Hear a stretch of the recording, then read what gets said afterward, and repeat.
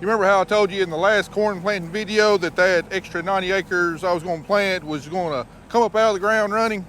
Yeah, well, I lied. I was wrong.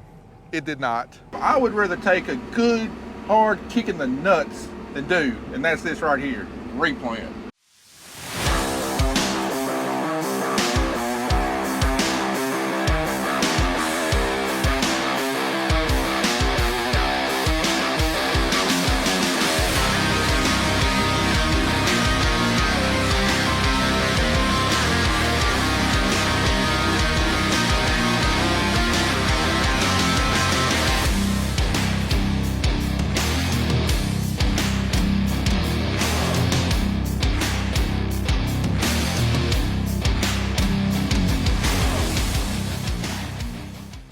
I told you we were done.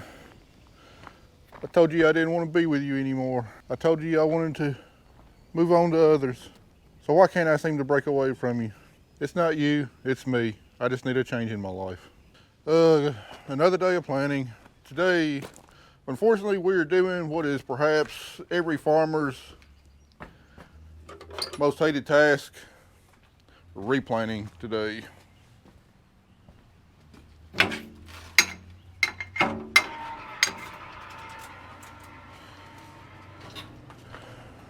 Some years we can get away without having to replant. Then other years things just don't go your way. And this year is one of those years. So let me get the planter changed over, get everything serviced, and I'll give you a little explanation of what's going on.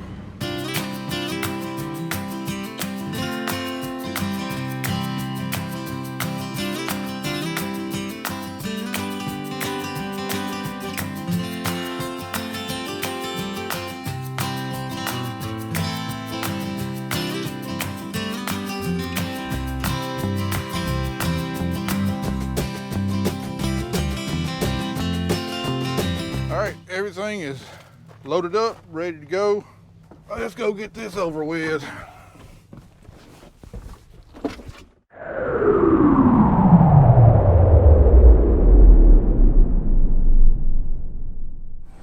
All right, while we're out here today planting corn, we are actually replanting corn. You remember how I told you in the last corn planting video that that extra 90 acres I was going to plant was going to come up out of the ground running? Right now the soil temperature is sitting about 65 to 67 degrees, and it's going to be warm from here on out, it looks like. So this corn ought to germinate quick, and it ought to come up out of the ground running. Yeah, well, I lied. I was wrong. It did not. You know, 3 weeks of saturated weather, cold weather, it did a number on this corn. You definitely wouldn't expect that planting corn, you know, around the first part of May, but that's exactly what happened. Normally we'd expect that corn planted early April, mid-April. But what we got out here, and we got quite a bit of it. You can see right there, corn come up good. Then, oh, we got a stretch. Nothing come up. Then it started coming up, another stretch didn't come up. And then we got whole areas like in the lower part of the field, like where my planter's sitting, that nothing came up. And then you get up on going up the hill, it did pretty good. So I mean, I got several options here. I could either keep what I got, which wouldn't be a good option because our yield will be hurt tremendously. I could just drop in and try to spot plant the parts that didn't come up and leave the good parts, or we could just kill everything out here and start over from scratch. I really debated a long time about options B and C. It didn't take me long to decide we needed to do something out here. Problem is, B and C, you know, we've got a lot of dead cover crop out here, and trying to judge from the tractor as I'm going through the field where I've got a good stand and a bad stand be really difficult, because I'm not just having to watch a couple rows. What we're seeing out here is I might have 3 or 4 good rows, then I'll have a couple bad rows, and it's just that way across the entire field. So I'd likely do probably a pretty poor job of replanting. Now the parts that I kept, if it had a good stand, would probably out yield what I'm going to replant, but there'd just be so many holes out here. And I mentioned in the past that pigweeds are a problem, especially on this farm. We've been cleaning up pigweeds for the last 5 years on this farm, and if I left any holes out here, it'd be a spot where a pigweed could germinate, and I'd never see it because once corn gets head tall, I mean, unless you walk down every row, you're just not going to see it. So that really played a factor in my decision. So what we're going to do is Zach's going to come out here and spray. We're going to kill all the corn, and we're going to start over from scratch. Now really the corn ought to come up running out of the ground this time. I mean, we got 80-degree temperature, sun, dry weather. Getting a stand this time should not be a problem. And ultimately, based on prior experience, I'm going to be a lot happier with it. Looking at it all year long, it's going to be a nice uniform stand. Applying herbicides at the right time, applying fungicides at the right time, fertilizer at the right time. All that's going to be easier where you just got one maturity out in the field rather than just two maturities scattered throughout the field. So ultimately, our yield on this is definitely not going to be what it could have been. I mean, we're now into late May. I've never actually planted corn this late, except for in the corn maze. So, I mean, maximum yield on this type of ground, if everything goes well, I'd say probably 135, 140 bushels. I don't know what it's going to do. This year, seemed like every call that I've made has been the wrong call. No matter how much I thought it out, I've made the best decisions I thought possible with the information at the time. There's just so many dang things out here we can't predict, we can't foresee. And all it takes is something go opposite the way what you thought it would be, and I mean, you're screwed. So anyway, we planted a little strip here. We're gonna check the depths, make sure we got it set right, and then we're gonna roll on. We're gonna go down 1 more 1/4 of an inch here. We got it set pretty close.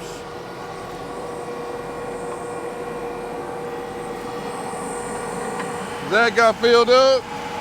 We're gonna burn this corn crop down. Man, this sucks. There ain't nothing worse than having to destroy a crop you've already planted.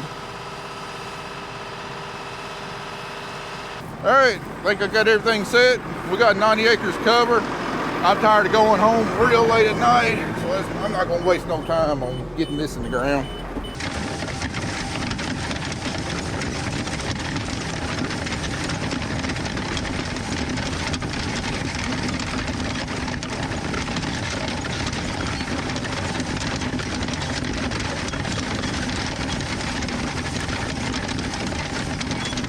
Well, everything's going along relatively smoothly. We got, we're about 1/3 done with what we got to get planted. I'll tell you what, I'm sure most any farmer would agree with me. You know, there's a lot of tasks, a lot of chores on the farm. I mean, we really just don't care much for it, but we do them because they got to be done. But there is one task on the farm I would rather take a good, hard kick in the nuts than do, and that's this right here, replant. I mean, there's just so many different things about it that I hate. For one thing, I absolutely despise having to redo something I've already done. Something I put a lot of time, a lot of effort, a lot of thought into, and I actually had to go back and redo it. Just frustrates the heck out of me. All right, there ain't no two ways about it. I mean, here's one day that we could be focused on doing something else, but no, I got to go back and redo something I've already done. The other frustrating thing is this is one of those times come back to bite us, you know, about things that we can't control and we can't predict. We've had probably one of, if not the most coldest and wettest Mays that I can ever remember. I mean, literally from the time I got this corn planted up until about 4 days ago, I mean, it was cold and wet. It was like late March, early April weather than it was May weather, and that's what did this corn in. Just being in those cold, saturated soils, got seedling disease. Some of the seeds came up, and some of them germinated, but didn't have enough power to get, but didn't have enough energy to get through the ground, and some of the seeds just plain old rotted. Yeah, it's kind of funny. You get on the hillsides that's facing the south, the way the sun shines. Well, the few days the sun was shining was able to warm that ground up enough that corn came on up and did pretty good. But then right on the other side of that hill, you had the complete opposite. And then, you know, places where water flows through the field, or you know, it just stayed wet for, it just stayed cold and wet for so long, the seeds just didn't come up, and it might only be affecting 2 or 3 rows out of the entire pass. I mean, it's killing me when I go over the good spots, you know, watching those row cleaners back there just chew up all the good corn plants. You know, it makes me question the decision on to completely replant it all rather than just try to spot plant. But then, you know, I go 10, 15 feet later and then I see a bad spot, and it's just painful to come in here and destroy a crop that you've already planted. Even though you know it's the best thing to do, it's just really aggravating and disheartening to have to come out here and do it. Now, I really debated about, you know, just doing away with the plan to have corn on this ground and either plant soybeans or cotton behind it. I quickly dismissed soybeans because we had soybeans here last year. We had double crop soybeans here, so you're going to take a yield hit having the same crop following 2 years in a row by not being able to rotate it out. So I quickly dismissed that. Cotton, you know, I really thought hard about going back with cotton because it's not too late to plant cotton. It's right at the tail end of the planting window for cotton, but it's not too late. Then I just got to thinking all the agronomic decisions that went into me deciding to change this from cotton to corn, all that's still in effect. We need to rotate this ground down. We need to have corn on it to help build the soil up. You know, I'd like to have an earlier harvest. I'd like to be done with I'd like to be done with this year earlier than normal. I'd like my I'd like to be able to set this ground up for cotton next year because I'm going to need some good corn ground going into cotton for next year. So all that stuff was still in play. And then I analyzed the financial aspects of it. You know, all right, we're going to have reduced yield on this. It's almost guaranteed we're going to have reduced yield. But I'd say we can still make, you know, if we have a decent year, we can still make 135, maybe 140 bushels per acre on this type ground. You know, if we were to switch it to cotton, I mean, we could probably count on 1,000 pounds, maybe a little more. And well, 135 bushel corn at $6 a bushel, you get about the same revenues which you would at 1,000 pound cotton at probably about 75 cents a pound. So, you know, initially I switched these acres because I thought I'd make more money off this ground with corn. Well, now we're probably going to make maybe about the same amount of money on this ground as we would cotton, but we've set ourselves up in future years very, very well in building this ground up and have cotton on it next year. Now, I will say, even though it sucks having to replant, there is one good thing coming out of this. Literally, other than my time and the cost of running the tractor over the field, it's really not costing me anything. Pioneer's got a good replant policy. They pay 75% of the suggested retail price of the seed, and within all of my volume discounts and everything, and the discounts I get for putting in test plots for them and everything, you know, what I actually pay is significantly lower than what the suggested retail price is. So, you know, it's really not costing me anything extra in seed cost on these 2 farms. So at least there's that one bright side to look at. I still wish the first crop would come up though. You know, normally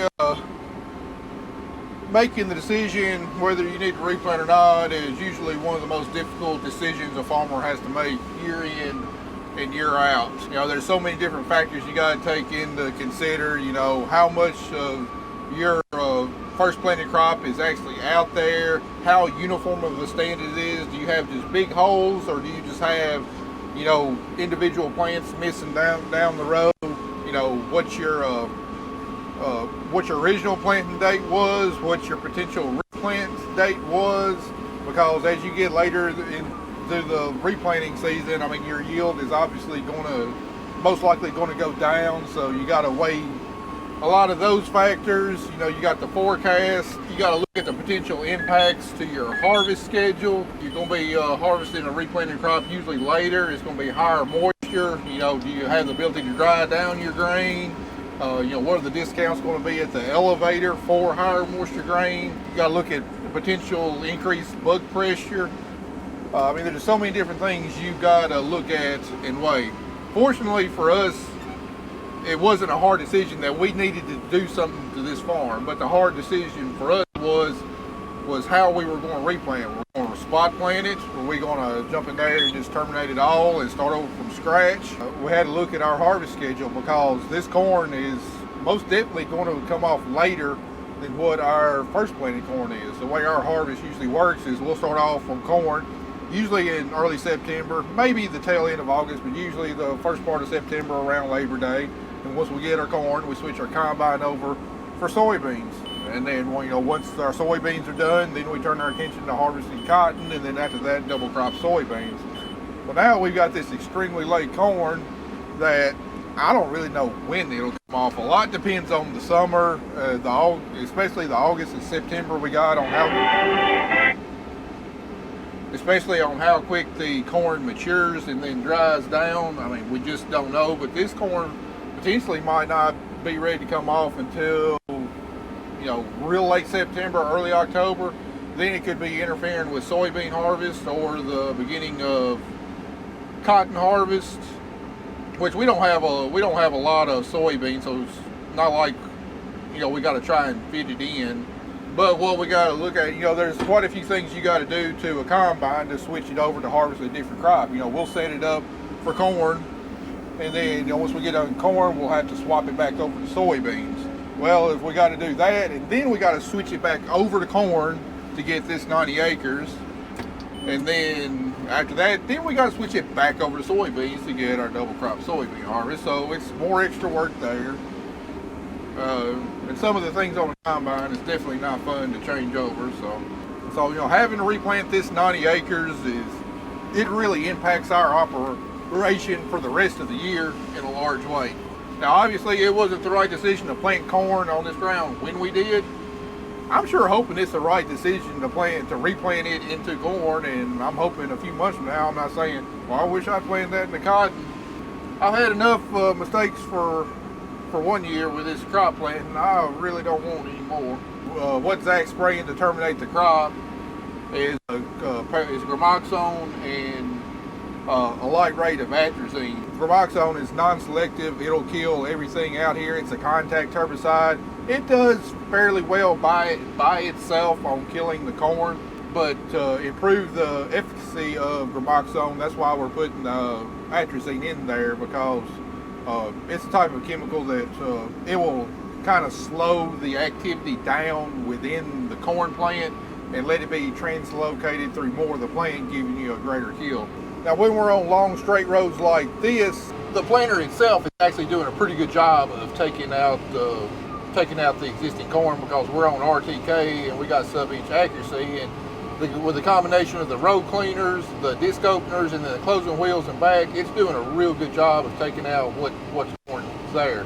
However, this farm does have a lot of places where the roads are curved, especially around the inroads, and even with RTK, it's really hard when your planter's way back there and trailing behind you to get it lined up exactly on the road to where you take out the existing corn plants. So that's why we need to burn down. Plus, our cover crop's starting to put back out, and we're not ready for our post-emergence herbicide yet, obviously, because we're replanting. We need the gramoxone will really do good on burning the cover crop back. It'll kill a lot of it, and should hold it by until we get ready for our post-emerge application. And then the last benefit of that gramoxone is, I've mentioned we've had a lot of problems with pigweeds on this farm the last 4 to 5 years, and the temperature has gotten right. If there's any pigweeds out here, they're definitely emerging, and that gramoxone will completely wipe it out, and that will lower the seed bank even further than what it is. And hopefully, when we do come back with our post-emerge application of Roundup, RIM-Q, and atrazine, any more pigweeds that have come up, we will completely wipe them out.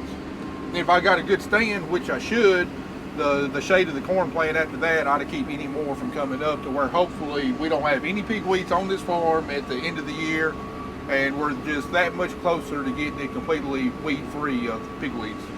I'll tell you something's really aggravating.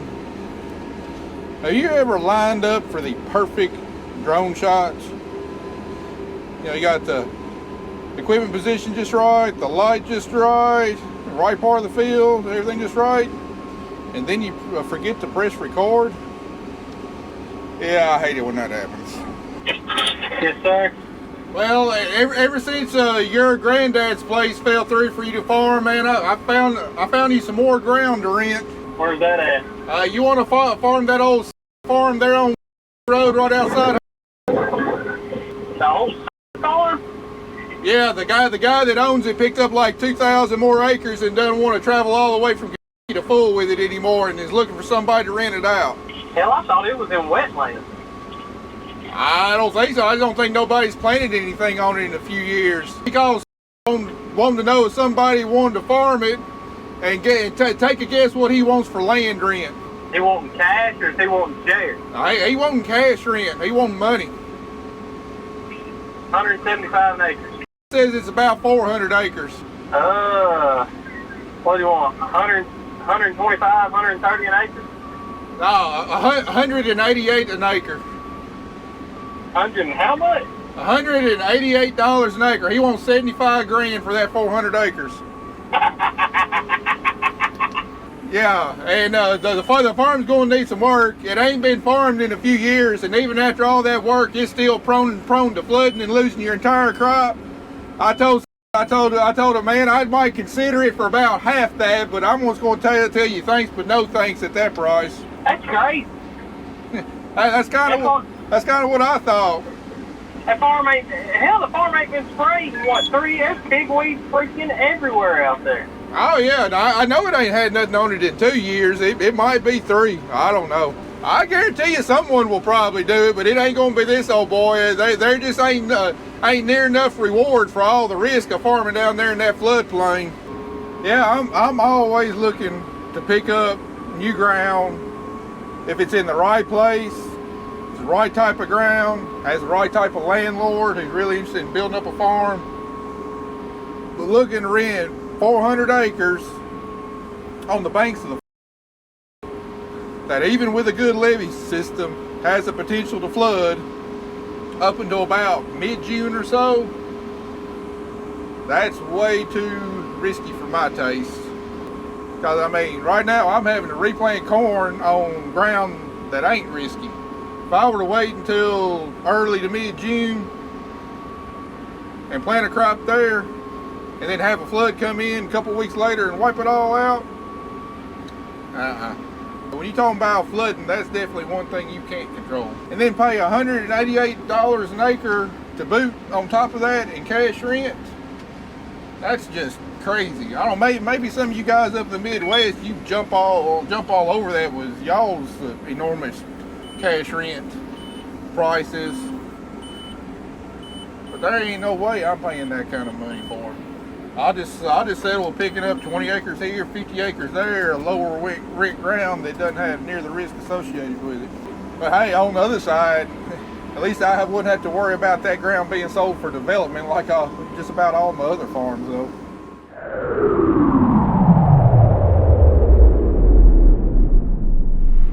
Well, we're moving right on along. We got done with my mom's house, so that was right at close to 60 acres done. We just got moved over to Ellington.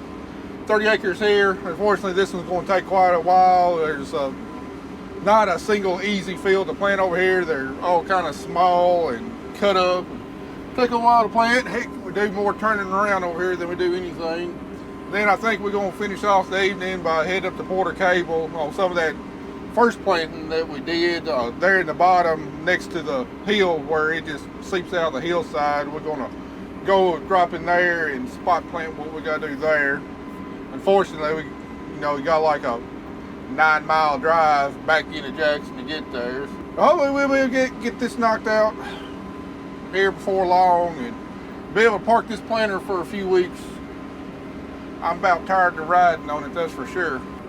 All right guys, 90 acres later, here we are. We're at the end. One more pass down over here in this little corner and we'll be done.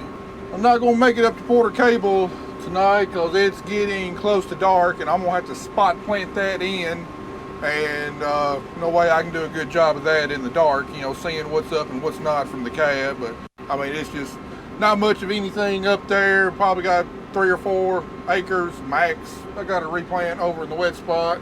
And plus, found out today that the road to get there, the main road, is closed because they're doing some repairs on a bridge down there. So that means I'd have to take the long way around through all the suburbs of Jackson to get there, and that's really not something I want to do at night. So I reckon we will leave it for tomorrow morning.